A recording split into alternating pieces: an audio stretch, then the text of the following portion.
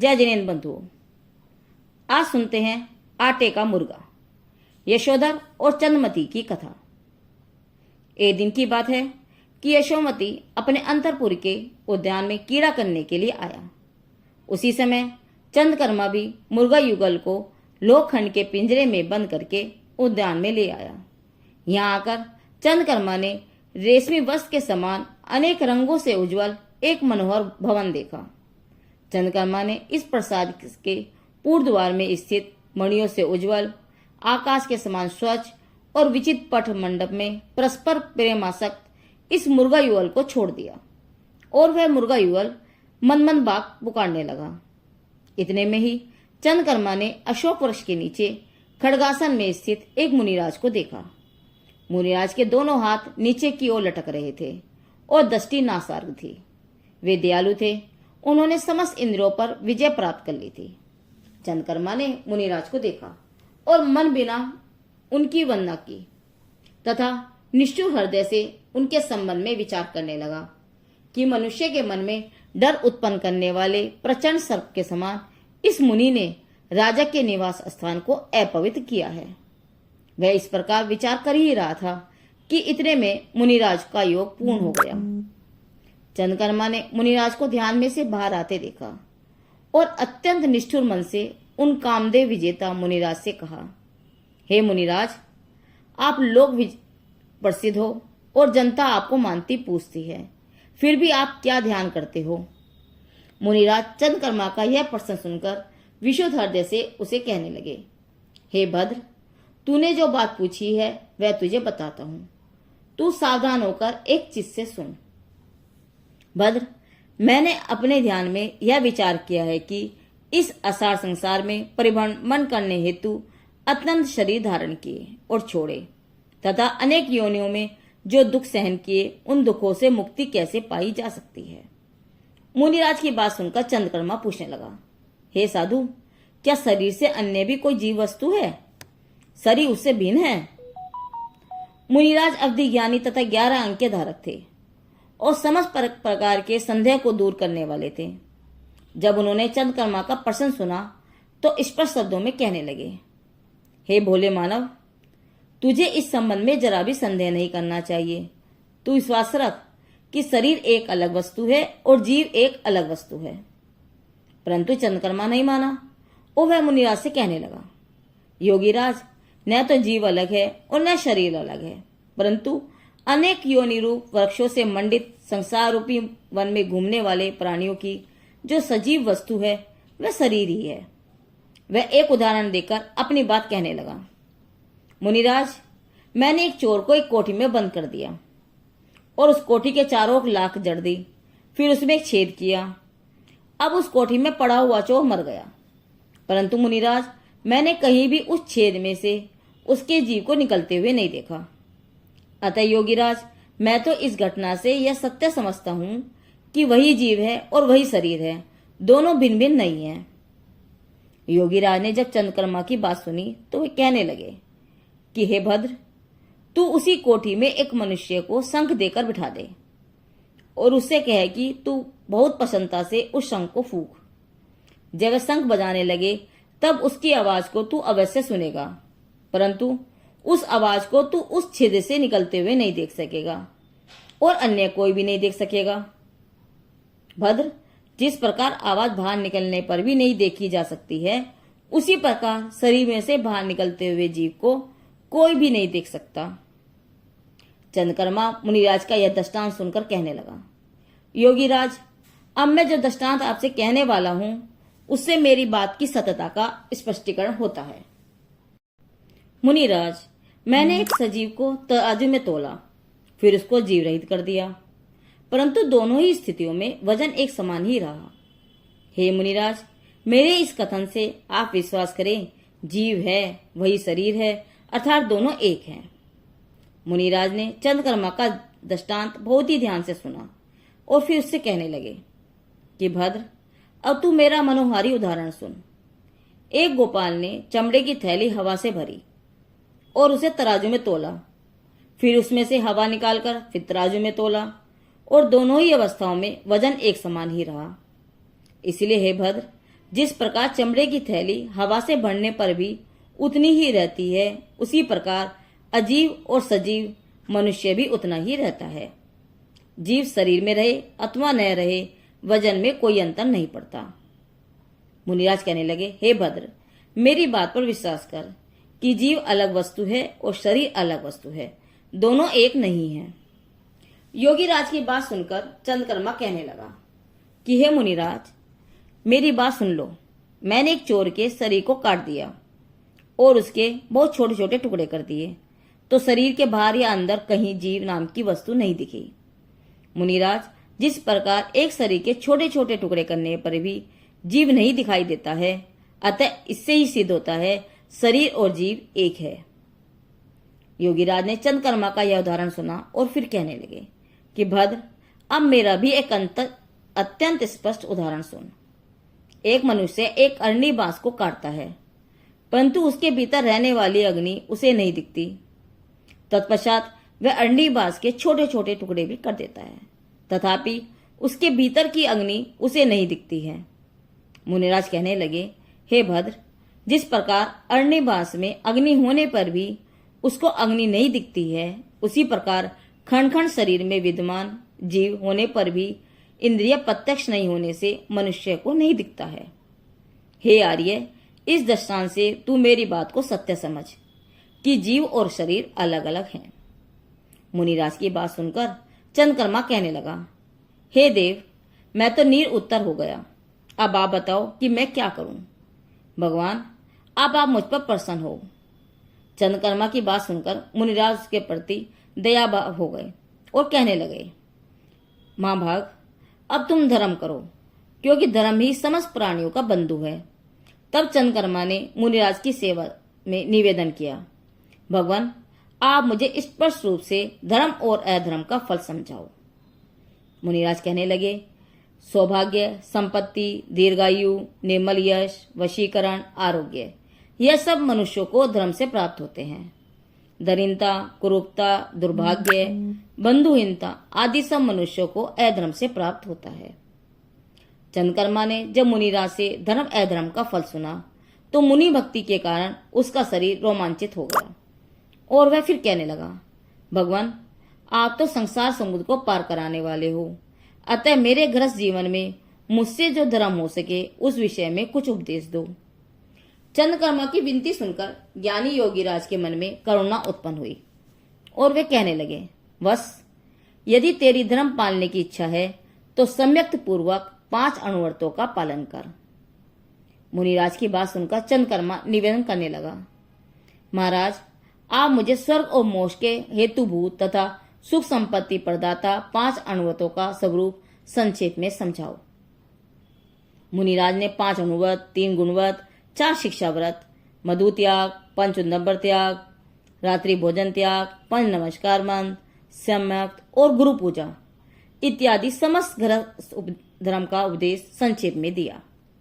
मुनिराज का उपदेश सुनकर चंद्रकर्मा कहने लगा, स्वामिन, मैंने सम्यक पूर्वक अन्य सब व्रत तो ले लिए, परंतु मैं अहिंसा व्रत नहीं ले सकता, क्योंकि जीवघात करना हमारा कुल धर्म है। यह सुनकर मुनिराज कहने लगे, चंद्रकर्मा, तू सत्य कहता है, जीवघात करना तुम्हारा कुल धर्म है, परंतु तुझे पता नहीं है कि अनंत पाप अर्जन का कारण यह तेरा जीवघात जगन्य कुल धर्म ही है। जब तक तू अपना कुल धर्म को नहीं छोड़ेगा, तब तक तू भी अनंत दुख देने वाली मृत्यु परंपरा को उसी प्रकार प्राप्त करेगा जिस प्रकार इन मुर्गी के युगल ने जीवघात जगन्य अपना कुल धर्म नहीं छोड़ा और अनंत दुख देने वाली मृत्यु परंपरा को प्राप्त किया।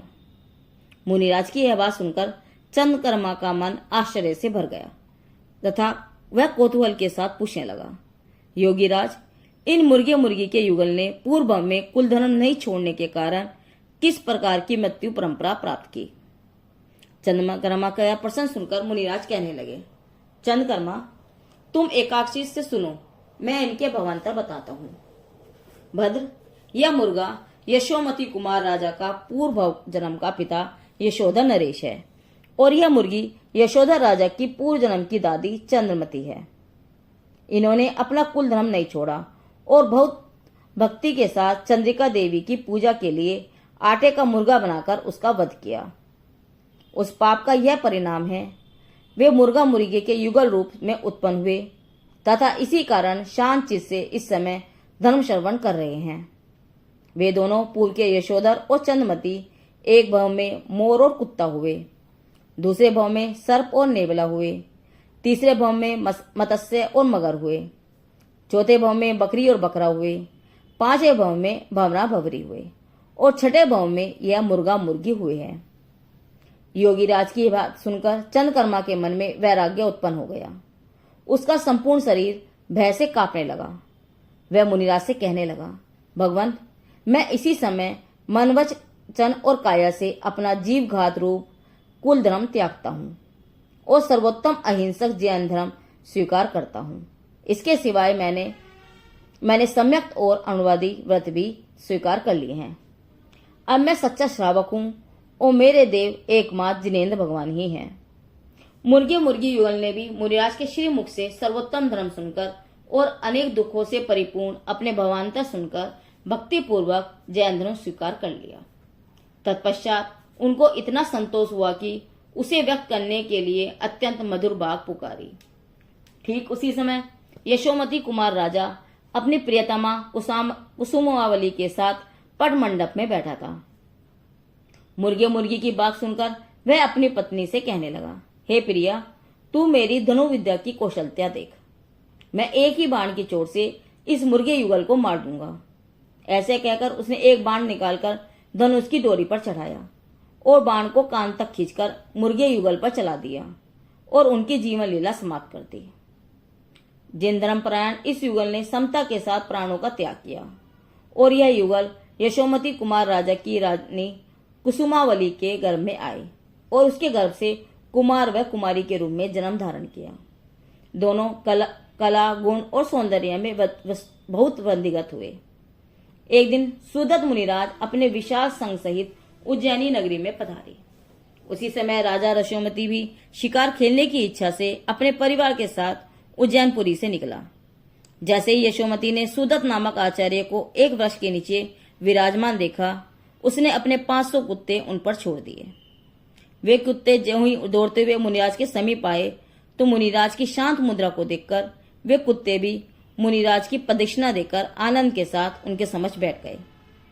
यशोमती कुमार ने जब कुत्तों को शांत भाव से बैठा देखा तो उसकी आंखें क्रोध से लाल हो गई और वह स्वयं तलवार निकालकर मुनिराज को मारने को दौड़ा, परंतु सम्यक दृष्टि कल्याणमित्र नाम के साहूकार ने उसे समझाया और मुनिराज के समीप ले आया। आचार्य महाराज को देखकर यशोमती कुमार का मन प्रसन्न हो गया और वह विचार करने लगा कि मुझ पापी ने किसी लिए मुनिराज को मारने का विचार किया। इस पाप का केवल एक ही प्रायश्चित है कि मैं अपनी आत्म शुद्धि के लिए अपना सिर काटकर मुनिराज के चरणों में अर्पित कर दूं। उस समय अपने दुष्कृत्य रूप पाप के पश्चाताप से यशोमती कुमार का आत्मा पवित्र हो गया था। वह जैसे ही अपना सिर काटने को तैयार हुआ, तुरंत ही मुनिराज ने उसे रोककर कहा, हे राजन, तुम्हें ऐसा अशोभनीय कार्य नहीं करना चाहिए। जब यशोमती कुमार को पता चला कि मुनिराज उसका अभिप्राय समझ गए हैं तो वह अत्यंत लज्जित हुआ और मुनिराज को नमस्कार करने लगा। उस समय यशोमती को अत्यंत वैराग्य हुआ। वह मुनिराज से प्रार्थना करने लगा, हे भगवान, आप मुझ अभागे के दुष्चरित को क्षमा कर दो। यशोमती की बात सुनकर मुनिराज कहने लगे, हे वत्स, तू बहुत भोला है। अरे, हमारे जैसे मुमुक्षुओं को तो संसार की समस्त जनता की बात सहन करनी चाहिए, परंतु तुम्हारे समान राजा को तो विशेष प्रकार से सहनशील होना चाहिए। जब राजा ने मुनिराज की बात सुनी तो वह मुनिराज से निवेदन करने लगा, भगवान, आप मुझे स्पष्ट कहो कि मैं अभी क्या विचार कर रहा था। मुनिराज अवधि ज्ञानी थे। वे कहने लगे, राजन, एक चीज से सुन, मैं तेरी मन चिंतित बात कहता हूं।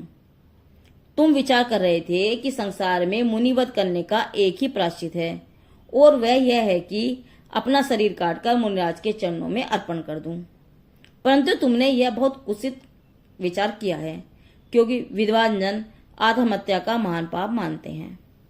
उस समय यशोमती को दुख और संतोष दोनों हो रहे थे। इतने में भी विशुद्ध आत्मा कल्याण मित्र यशोमती से कहने लगा, हे राजन, मुनिराज ने तुम्हारी एक चिंता जान ली है। तुम्हें इतना आश्चर्य हो रहा है? मित्र, ये तो महान योगी हैं। भूत, वर्तमान और भविष्य तीनों काल को जानते हैं। यदि तुम्हें कोई शंका हो तो इन तपस्वी महाराज से पूछ सकते हो। जब यशोमती ने कल्याण मित्र की बात सुनी तो उसने बारंबार योगीराज को नमस्कार किया और उनसे पूछने लगा, भगवान, आप मुझे यह कहें कि मेरे दादा यशोद, दादी चंद्रमती और पिता यशोधर इस समय किस गति में हैं और किस प्रकार के दुख सुख का अनुभव कर रहे हैं। इतना कहकर राजा का मन मुनिराज का उत्तर सुनने के लिए उत्सुक हो गया। अवधि ज्ञान रूपी नेत्रधारी मुनिराज अपने दिव्य ज्ञान से इस प्रकार कहने लगे, हे भद्र, तेरे राजन दादा ने सिर में एक सफेद बाल देखकर दिगंबरी दीक्षा अंगीकार कर ली थी और 5 रात तक तप करके समाधि पूर्वक देह छोड़कर अभी ब्रह्मोत्तर स्वर्ग में दिव्य सुख का आनंद कर रहे हैं। तथा तेरी माता अमृतमती ने जहर देकर अपनी सास और पति मतलब तेरी दादी और पिता को मार दिया था। वह इस कृत्य के कारण 6वें नरक पहुंची और वहां की भयंकर तथा असहनीय वेदना का अनुभव करती हुई अपने पापी जीवन की निंदा करती हुई अत्यंत संक्लेश के साथ अपने दिन व्यतीत कर रही है। हे राजन, तेरे पिता जो यशोदा नरेश से तथा चंद्रमती तेरी दादी थी, इन दोनों ने चंद्रिका देवी कुल देवी को प्रसन्न करने के लिए आटे का मुर्गा बनाकर उसे मारकर देवी को अर्पण किया था। अतः हे राजन, इस महान पाप अनुबंध के कारण वे तिर्यंच योनियों में भयंकर एक दूसरों को मारा करते थे। जब वे युगल मुर्गे मुर्गी के रूप में पैदा हुए थे तब पंच नमस्कार मंत्र का ध्यान कर रहे थे। इतने में तुमने उन्हें बाण से मार दिया और वह मरकर तुरंत ही कुसुमावली के गर्भ से तेरे पुत्र और पुत्री के रूप में पैदा हुए हैं। पुत्र का नाम अभयरुचि और पुत्री का नाम अभयमती है। इन भव परंपराओं को सुनकर यशोमती राजा बहुत विस्मित हुआ। उसके मन में तीव्र वैराग्य भाव जागृत हुआ। उसने मुनिराज द्वारा संपूर्ण वृत्तांत सुनकर अपने अंतःपुर परिवार के साथ निर्गन दीक्षा अंगीकार कर ली। वहीं जब अभयरुचि और अभयमती ने अपने भवांतर सुने तो उनको जाति स्मरण ज्ञान हो गया तथा उनके मन में भी वैराग्य भाव जागृत हो गया। दोनों ही भाई बहन ने दीक्षा लेने के भाव से मुनि सुदत्त के समीप जाकर अत्यंत शांत भाव और भक्ति से मुनिराज की 3 प्रदक्षिणा की और नमस्कार किया और विनय पूर्वक कहने लगे, हे भगवान, हमें भी दिगंबरी दीक्षा प्रदान करो। जब आचार्य सुदत्त ने उनकी बात सुनी तो दोनों का कुसुम सुकुमार बाल जीवन देखकर और उनका धैर्य देखकर मुनिराज भी विस्मित हुए। मुनिराज कहने लगे, कुमारों, तुम दोनों का शरीर अभी एकदम कोमल है। तुमने अभी तक कभी विघ्न बाधाओं का सामना नहीं किया और तुम्हारा मन भी बहुत ही कोमल है। तुम्हें संपूर्ण जैन मुनिव्रत पालन करने की क्षमता नहीं है। अतः अभी तक तुम लोगों को क्षुल्लक धर्म का पालन करना उचित है। उसके बाद मैं तुम्हें दिगंबरी दीक्षा दूंगा।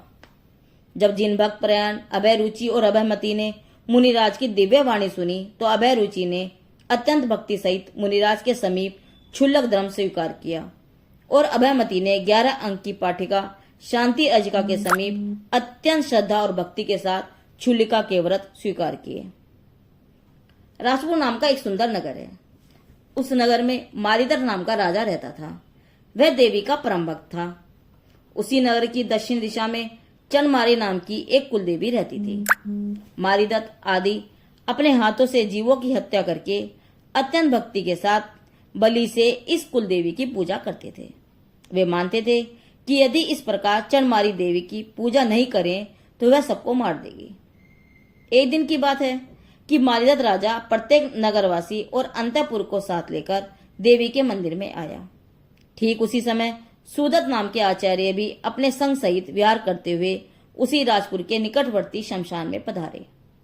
उस समय चंद्रमारी की पूजा करने के लिए उसके चरणों में बलि चढ़ाने के लिए सब लोग मोर, मुर्गी आदि असंख्य प्राणी साथ लाए थे।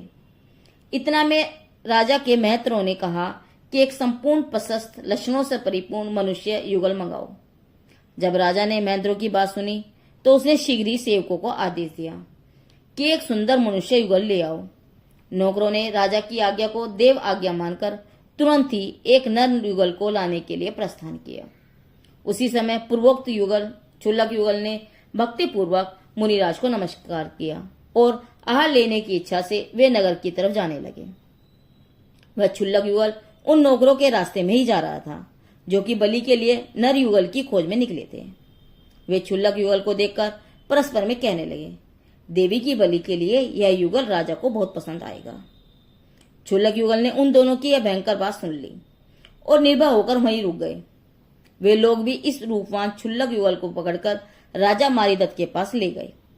जब क्षुल्लक युगल राजा मारीदत्त के समीप आया तो देवता के चरणों में हाथ में भयंकर तलवार के साथ राजा को देखा। दोनों ने एक साथ राजा को जयवान रहो कहा और तुम संपूर्ण हो, सूर्य के समान सुंदर हो, निर्मल हो, कुंद वृक्ष के समान तुम्हारा यश निर्मल है। राजन, तुम जयवंत रहो।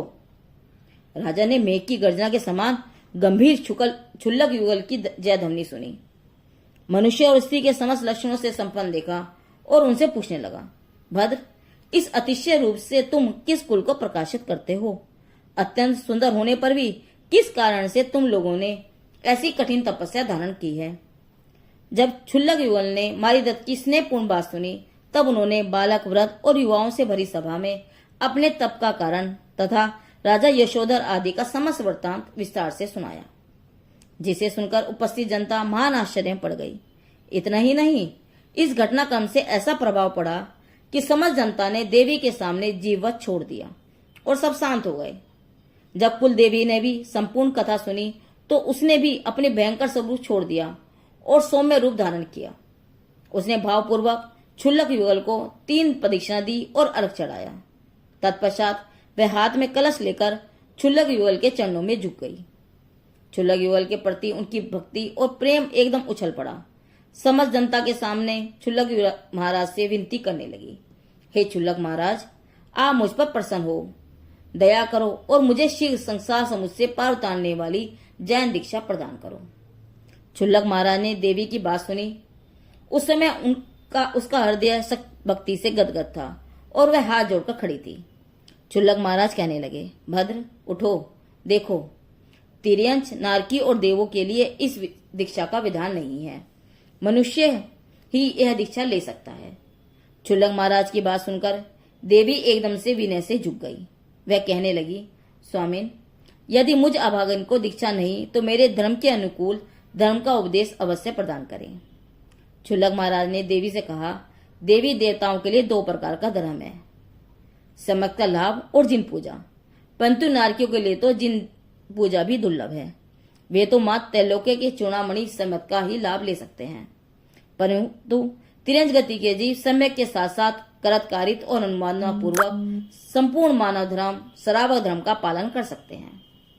चंडमारी देवी ने अत्यंत भक्ति से महाराज का प्रवचन सुना और सम्यक व जिन पूजन को धारण किया।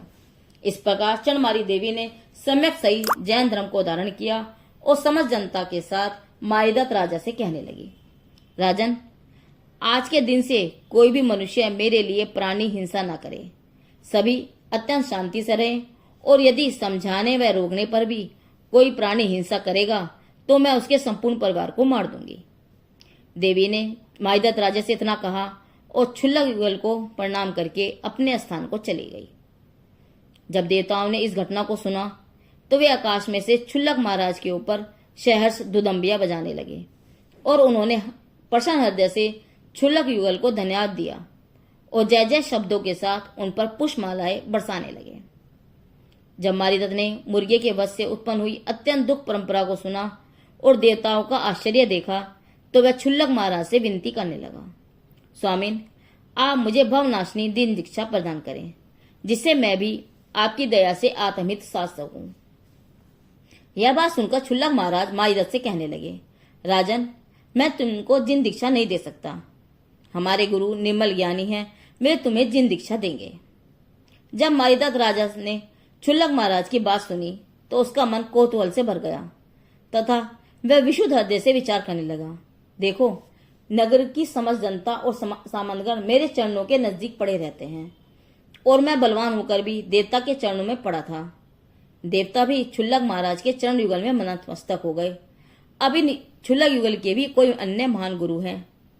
राजा विचारता है, धन्य है मुनिजनों के आश्चर्यकारी तप के महात्म्य को, जो कि तपस्वी जन देवता और असुरों द्वारा भी पूज्य हैं। राजा मारीदत्त का चित्त भी जिन धर्म के उपदेश से पवित्र हो गया था। और बुद्धि एकदम विशुद्ध। वह क्षुल्लक महाराज के समीप गंभीर भाव से बैठ गया। इतने में आचार्य सुदत्त ने अपने दिव्य ज्ञान से वीर क्षुल्लकों पर आए उपसर्ग और बुद्धिमान मारिदत्त राजा का धर्म धारण करना व दीक्षा लेने के भाव को जान लिया और वे क्षुल्लक युगल के पास आ पहुंचे। मारिदत्त राजा ने अपनी स्त्रियां, सामंतों, भाई बंधुओं के साथ आचार्य श्री के चरणों में नतमस्तक होकर मां विनय के साथ उनकी पूजा की और जिन दीक्षा प्रदान करने के लिए प्रार्थना करने लगा। उसने अपने पुत्र को राजपट दिया और पुरोहित, महामत्य, सामंत और अंतपुर के निवास परिवार के साथ सुदत्त महाराज के समीप दीक्षित हो गया। क्षुल्लक युगल ने भी एक दिन विरक्त होकर क्षुल्लक धर्म से ऊपर उठकर अपने गुरु महाराज से जिन दीक्षा ले ली। इस युगल ने अपने आयु के अंतिम समय में 4 प्रकार के आहार का त्याग करके परयोगमन संन्यास ले लिया तथा 3 पहर के अंदर समाधि पूर्वक शरीर छोड़कर स्वयं पर विमान में देव हो गया। यह आश्चर्य देखकर कितने ही लोग मुनि हो गए, कितने ही श्रावक बन गए और कितने ही तटस्थ रहे। सुदत्त मुनिराज ने विविध 4 प्रकार की आराधना की और अंत में स्वर्ग में पहुंचे। मारिदत्त राजा ने भी 4 प्रकार की आराधनाओं का आराधन किया, सम्यक दर्शन से पवित्र हुए और अपने भावों के अनुसार यथा योग्य स्वर्ग में गए। इस प्रकार संसार में जो प्राणी असावधान होकर एक जीव का भी वध करता है वह अनेक भवों तक संसार परिभ्रमण करता रहता है। यह वैराग्य प्रेरक कथा बहुत ही संक्षेप में यशोदाचार्य से ली गई है। जिनदेव की वाणी आगम वाणी।